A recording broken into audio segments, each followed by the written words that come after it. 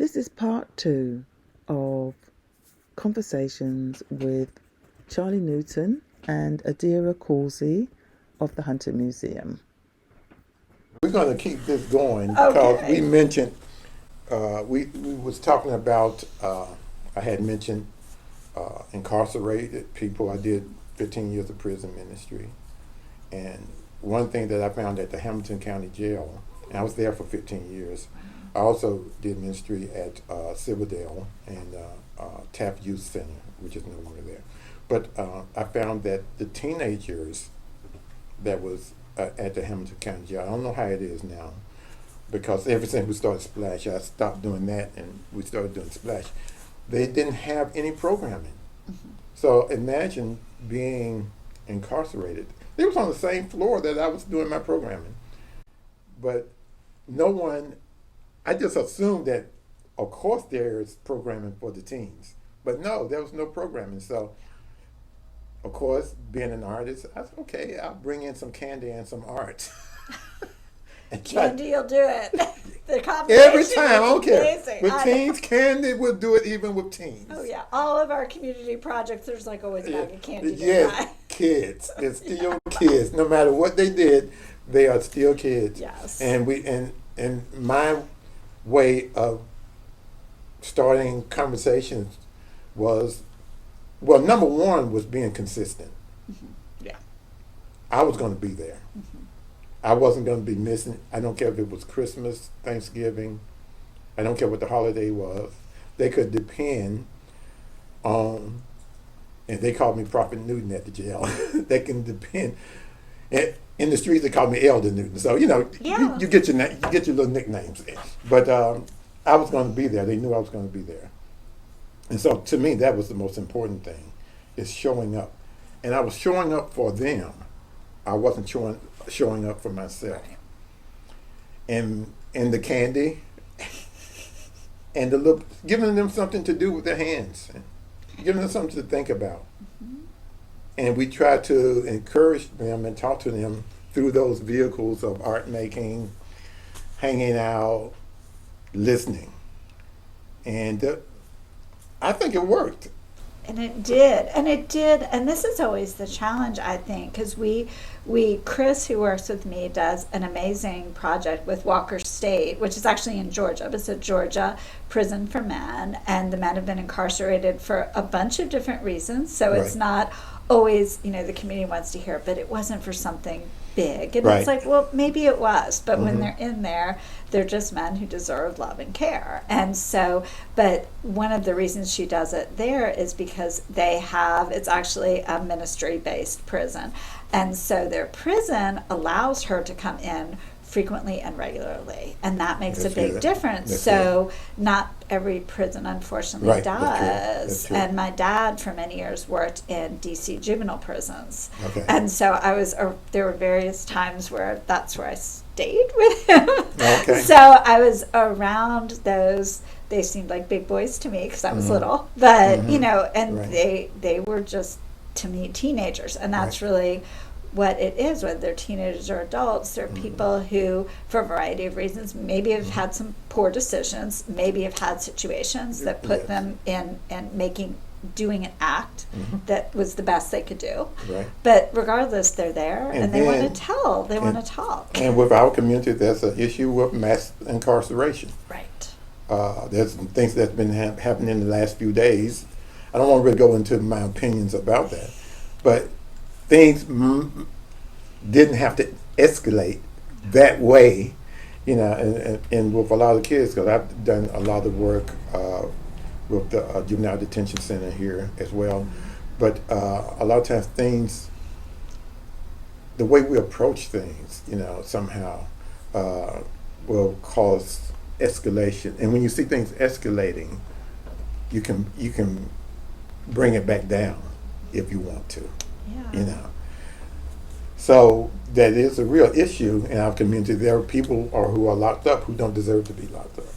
There are people who didn't really commit a crime.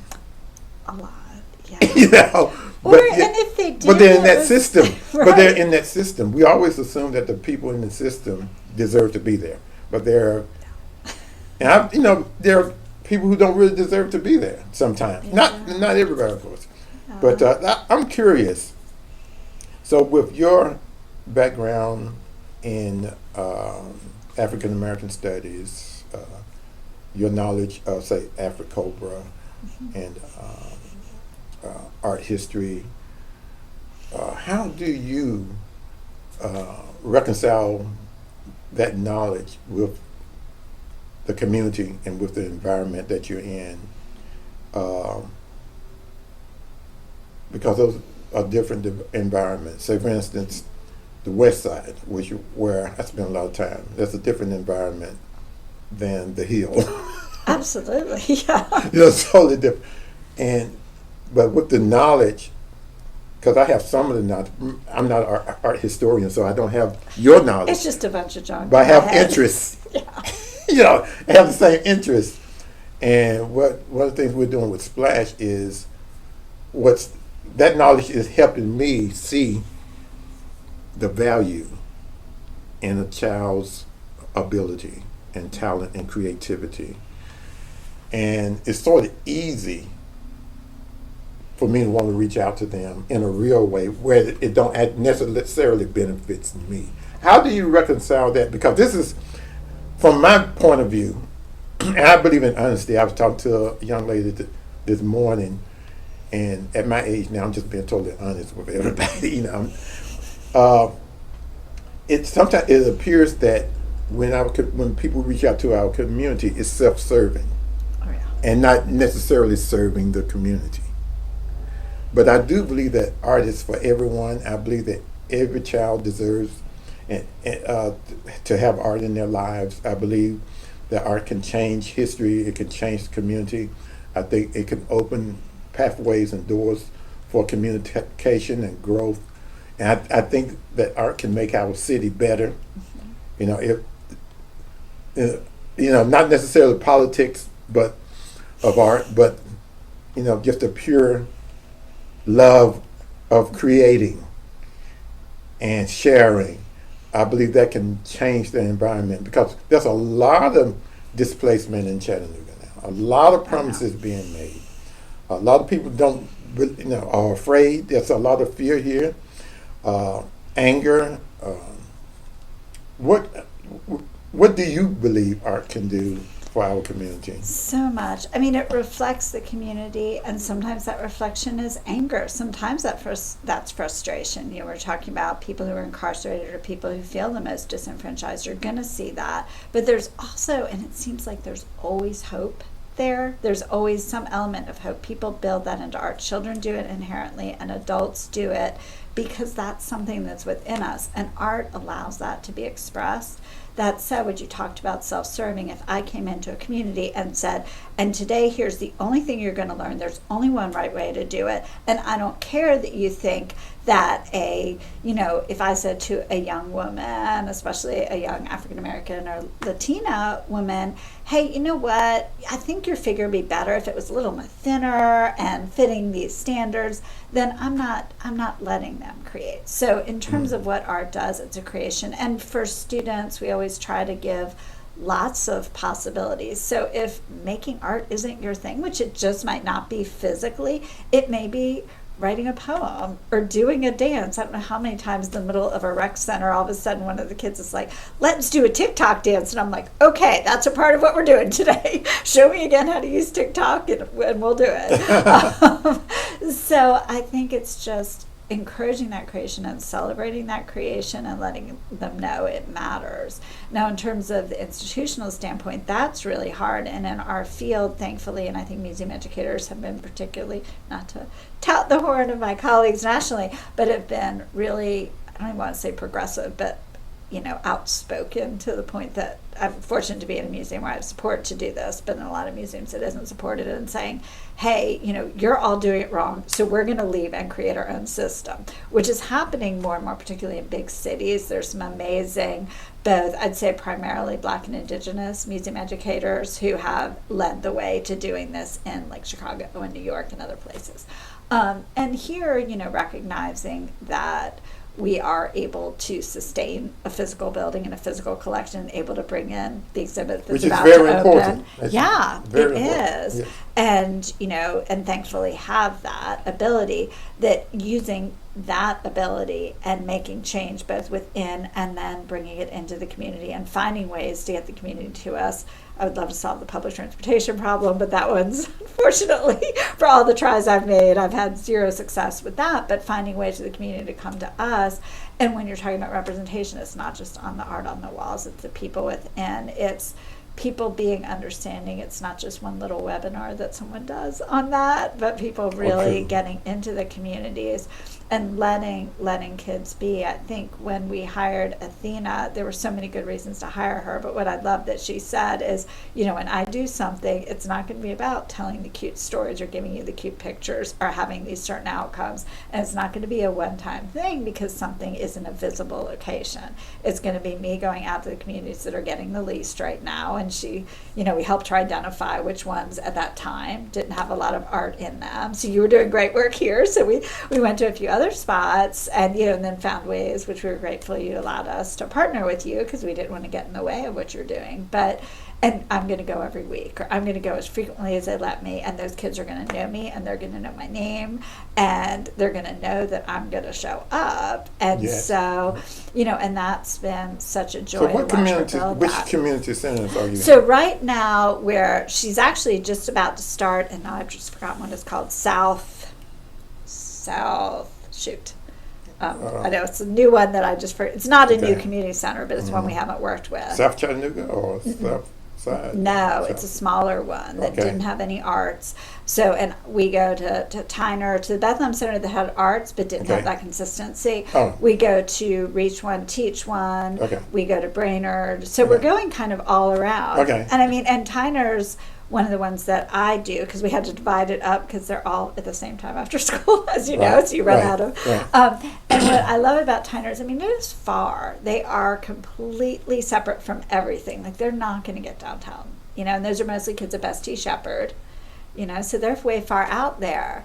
But there's this community that gives them so much love. There's always, and in that case, there's always an auntie in the room with me, like hanging out with the kids, and she knows them all, and their moms and their grandmas, and, so there's that relationship.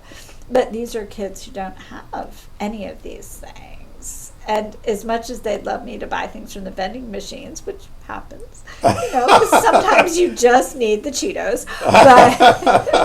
But most of all, they just want someone to see what they're creating, and they want me to bring fun materials and create stuff. So, and in that case, that's a community that's easy to not go to because it is far. It's a good 30, 40 minutes, but it's needed. And that's true with all of these communities. It's finding the ones that people aren't. And when people call us up, for a while we were working with the Herd, which was working with young women who'd experienced some kind of, or their mothers had experienced domestic violence, as you know. And they needed spaces for the girls to experience safe spaces and to be able to get out whatever they wanted. In that case, also, they needed to be with other females, because of their situation. And so we created that and continue to work with them whenever they're able. They have a little bit less ability to do as much right now. I think COVID put them back a little bit. Right. But, and so it's finding these ways. So coming to Splash Festival was a pleasure. You're doing great work in the community. There's already that relationship. But coming to something that's just to be seen doesn't matter as much. Occasionally we do those too. And what Athena's also opened up is the need for accessibility for disabled communities. So she's also started to do a lot more with that. And there's such an overlap, particularly, marginalized communities, disenfranchised communities are getting less access to services. So having those two together really works really well too. Right. So your partnerships are important. How they're important? central. They're central. For our department, they're everything. And because even when I'm bringing people into the museum to do programs, to lead our programs, we make sure that those people are representing a broad swath of Chattanooga. They're not just representing the same people who might do. So when I first came, they were going to the same musicians for the same concerts, and the musicians were friends with the same people. And it's kind of like, let's change What that about up. the students who come into the museum to take classes. Mm-hmm. You know, a lot of the kids can't afford. Right. Right. Yeah. So what? Anything can be free for a student who needs it to be free. I mean, I'll just start by saying that there's lots of ways around it, and we make sure those ways happen without any problem. The biggest challenge for us, honestly, is our physical location, and that's also why we're going out. Would we love for every student to come to us? Yes. If we legally, not because of the hunter, but because of the way laws are today, putting a child in your car is dangerous, Yes, you know. yes. And so we can't do that. So it's finding ways to get them here, and we have some funding, and we're constantly always looking for more funding for buses and vans to get kids there, which are shockingly expensive to get the approved. I think all of the nonprofits in Chattanooga have that issue. That's the Transportation biggest is the major. It's so issue. bad. Yeah, and then even with our summer camps, we have a lot of scholarships. Any child who wants to come to our summer camp for free can. And if they can't, if their parents aren't able to make them a lunch, or if, you know, somebody forgets, we'll make sure they get lunch, you know. So how do you get the parents engaged more? And that's hard, especially as we have more and more Spanish-speaking parents, you know, who have understandable fears. Form, because we need them to sign that their child has permission to come to us. And then just in general, for parents to trust us, they have every reason not to. There's been generations of reasons not to, and not just us, but anything institutional in Chattanooga. Mm-hmm. So it's building that relationship, and that's where going into the communities matter. I mean, it's a symbiotic relationship, because if you're there and they see you, you're someone they trust. There's someone who's come to them and talk to them. And I don't know if you remember Marisol, she was working with the English language learners years ago for the county.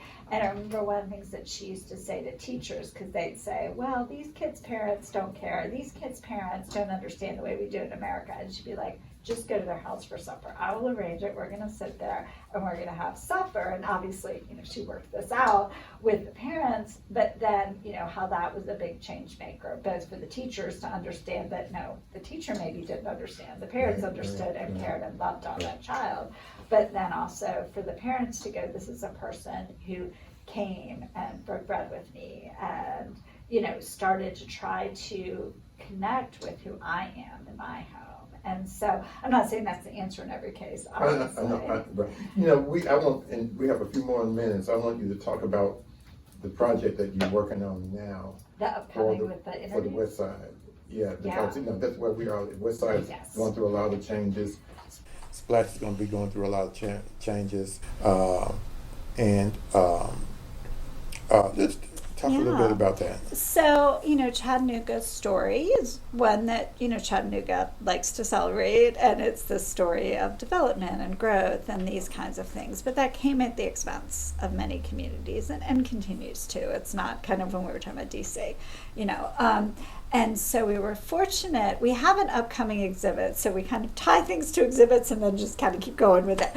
So we have an artist named Nellie Mayrow we're going to have an exhibit, and she was an African-American artist, early 20th century Atlanta. And Atlanta, if you think about it historically, experienced a lot of this. And is she the lady who did the houses? Okay. Making sure. And much of her work was ruined because of a lot of kind of systemic issues as well as gentrification. But, I mean, the work that remains are the ones that you and I have seen. There's apparently a lot no one's seen, and it's only in records. But a lot of what she was responding to is, my community is changing. The kids are losing places to play. The kids are losing a sense of community. Other people are making decisions for us. And so when we were working with a granting organization that said, kind of go big, think about this differently, don't do a traditional series of grants for us. So we were like, well, why don't we talk about the things people aren't always talking about in our community and get the stories from the people who remember it, you know, before, and also give the children a chance to express what they would want to see. And so that's how this project came to be, and I realized that then we could keep it going beyond the time of the grant. So the grant is a specific time, but when we do our next, you know, budget cycle, which fortuitously is just as the grant runs out, it's going to be in there for people to continue to tell those stories, for kids to continue to envision, for us to continue to share it with the city. We're fortunate now that there are a few people who are working in the city, you know, who are like Carmen's over there now in arts and culture, and people who are looking for these kinds of things. And, and I know government changes and that's what happens. But to allow people to see this is what kids want. And I know there'll be magic castles and dragons and fairies and random things like that in what kids want, and we're going to celebrate that too, even though it's probably a less realistic future for any city in the world Well, right what now. about the families? I mean, Yeah. because kids don't. I'll tell you what I say to a lot of parents. I don't want the child to decide what's good for them because Yeah. they're children. They are. They're innocent. They can't look in a person's eyes and know if they're telling them a lie or not. They don't know the ramifications that's coming. Yeah. They don't know their future. No. But parents, families, grandparents, who've lived in the community the last, Right. 75 years, 100 years, they have a better idea about the implications and the impact that all this change is going to have. And they also will have a better idea of their needs. Yeah. And that's where How that do you part- engage? Oh yeah, that part, and that's really where it starts. So I'm sorry, I thought you were asking about the kid part, but the Okay. kid part comes second, actually. Okay. So the first part is doing these interviews. So Okay. pretty soon I'm hoping to be the opposite chairs. Okay. Okay. With a less fancy system, apologies. And both bringing them into public forums if people are comfortable doing that, because I realize everyone has different levels of trust, and that's fine. Yes. And or recorded or audio or written, whatever someone's comfort is. But to capture that, to record that, to bring that to light. And then what do you do with this Then, information? okay, so, in the kids' side of it, we're doing clips of Right, it because okay. kids aren't going to sit through hours of this. And, and giving them this, here's what your community used to look like. Isn't this a great photo of this family at a church picnic, and the church is gone now? And, and these things, this highway's here now, and kind of giving the kids, and what would you like if you could see? But then for that whole mid-range, which is a lot of range, and people who are able to make decisions and are able to understand really why these things happened but don't know that history, that's when it's bringing them together. There's James McKissick was telling me about a seminar he went to that I'm excited about cultural organizing instead of community organizing, and using culture to help communities make their own decisions. And so it's more of a rubric, right? It's a man out of, I don't know too much about the man, but I'm out of Nashville, but hearing a few people really excited about him, I'm interested to learn more. So figuring out as we gather this. So the what's next is a what's next that to a large degree shouldn't be my decision of what's next, of course, but giving people the support, giving them the kind of area, the space to create and to envision and to create this into something that isn't just the cute kid castles, but it's the people saying, here's what we want. Now, where does that go from there? That's so hard, because we both know that these things have happened and haven't gotten heard. Now, in the West Side, that's already happened. I know, yeah. So, being a stakeholder in the community, of course. one of my main concerns is, will the promises be kept this time? Because the history says, every time the promises are not kept. So you have people imagining and creating, saying, this is what I want my community to be. This is my view of the future. And that's happened in the past, but our country, our nation has a history of breaking promises. Yes, it does. That's the American way of doing things. So I'm wondering, when you get a lot of information, I get all this valuable information, how can it be utilized? How can it be utilized to get the desired outcome that these people, human beings, want? So it's I know where we are in our country, and there's a lot of this stuff going on, but history says usually when people come in, I'm not saying that's what's going to happen this time. I'm hoping that that's not what happens. I'm hoping that all the promises are kept, you know. But history says the community usually loses out as a whole. But all this powerful information has been gathered. But how is it utilized? You know, that's. And I don't have the answer, but I'm just bringing that up to say, it's something to think about and create. No, I agree completely. And that's the hard part of this, is recognizing that I don't have the skills, I don't have the power, I don't have the funds, I don't have, that necessarily seat to do that. And, and I don't even have necessarily access to the people who do any more than anyone else. But it's sort of, each one is chipping away. Now, do I think this is going to be a big groundswell change? I wish I could tell you that, but that would be like the false promises, Right. Yeah. But do I think telling those stories, making sure those stories are documented, because so much of history has been lost, as you know very well. As I was explaining to a group of college students yesterday, why I have a contemporary Fahamu Peku in a room of historic U.S. portraits, is because the historic portraits of the rest of the people living on this land are gone. So it's kind of finding ways to stem that erasure before people pass on. Wow. And then also to make sure that art is created from it. Because as you said, what can art do? Art can heal, art can offer hope, art can offer visioning. And whether the art's, like I said, little kids' art or adults' art, whatever form the art takes, because we want to recognize all forms of creativity, that these things are there, and these things are saying, I'm here, this is my space, I own this space, I deserve this space, and hear my voice.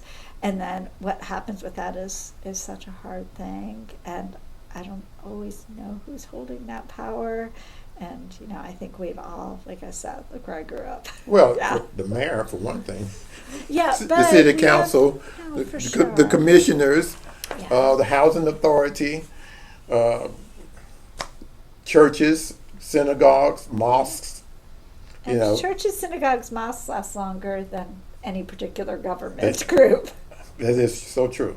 So I think that might be where there's a little more power, but also making sure, and there's things that are also irreparable when you look at climate damage and the climate crisis in the communities that are already most struggling, in the communities that have already been disenfranchised the most. Then you're saying, and here are all of the other problems that are going to happen to your children, and here are all the other problems that are going to happen to your community, that at this point are, and I hate to say this, but unstoppable. And with Chattanooga growing at the rate it's growing, there's a lot of displacement. Yeah. I mean, family, I'm dealing with several families, and some landlords are just kicking people out so that they can make more money. So now I have to move my family next month, and I don't have a place to go. This is stuff I'm hearing. Yeah, no, you're right. And that and because Chattanooga is growing, so rapidly, and everybody's trying to make a buck, but look, where do people go? These are some of the things that I think artists, we're definitely going to see that if we're not self-serving. A lot of artists I know are self-serving, but the artists that I can appreciate, like the Afro-Cobra artists, Well, and they were a great example, right? Yes. They were documenting, they were celebrating, Yes. they were ultimately making change, but at the time, for them, the changes they wanted didn't get realized, the big changes. Right. But the small changes did. Yes. And I think,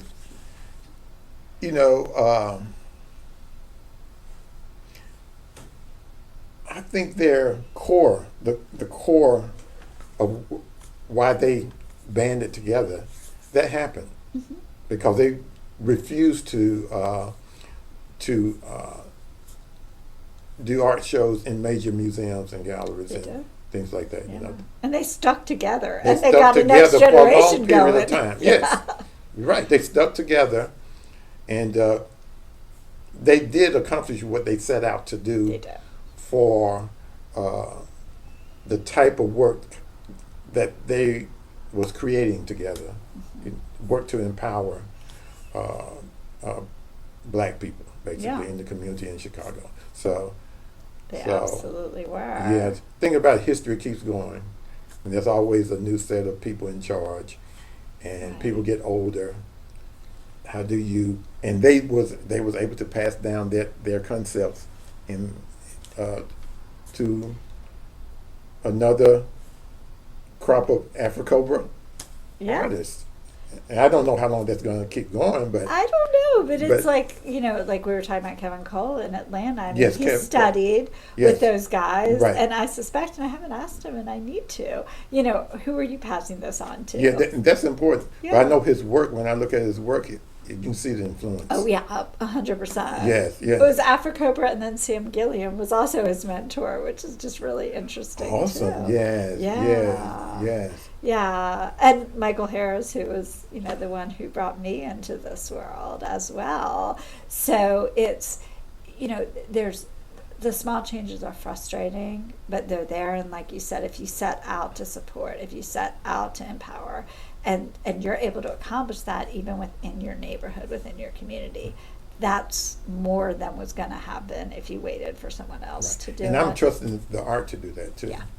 The art itself, the piece, And the art pieces that lasting, yeah, the or as art much lasts. as we can hope. And that's why also these stories hopefully will last. Hopefully we can create various ways for them to last. And, and I know, or I think you met with UTC's archives, because they're trying to collect that and I preserve haven't met it. with them yet. Okay. And I think that's their goal, is to not try to interpret it, which maybe is a good thing, but let's give it a safe space to live so that people That's can important. continue Yes, to have it. access. To have that access, Right, is make so it important. free access, and they Yes. know how to preserve things in a way that a lot of us Yeah. don't. Well, anyway, materials. the community is made up of individuals anyway. So as individuals get free and open their minds and start seeking, new directions and what have you, they have a place to go. Yeah, and it's very important for the West Side, I think.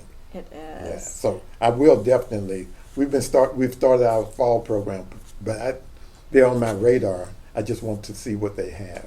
Yeah, and they're very happy to just do that Yeah. with you. They seemed, I mean, I don't know them well, but they seemed really open to this, and I felt really, because I was a little bit nervous, like, what does this mean? And the Right. history of a lot of those collections and how they moved Right, around and right, disappeared. right.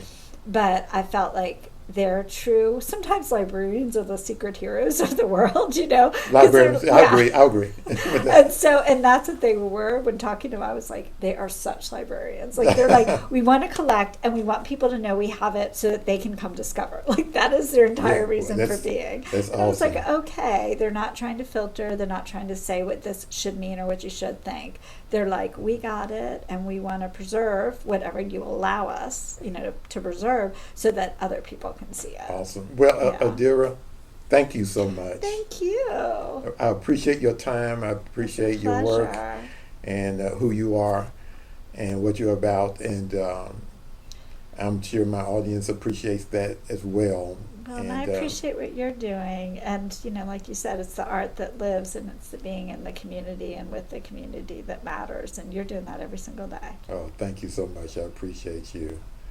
And thank you for joining us. And this concludes I was like, our conversation. I'm talking to That's okay. That's okay. Yeah, I'm talking to the audience. Actually, I'm a painter. Okay, this is not what we do every day. No, but cameras aren't my I world. know. But I thank our audience for joining us, and remember to join us next time on Conversations. Bye bye. Thank you, Charlie. That Thank was you. fun.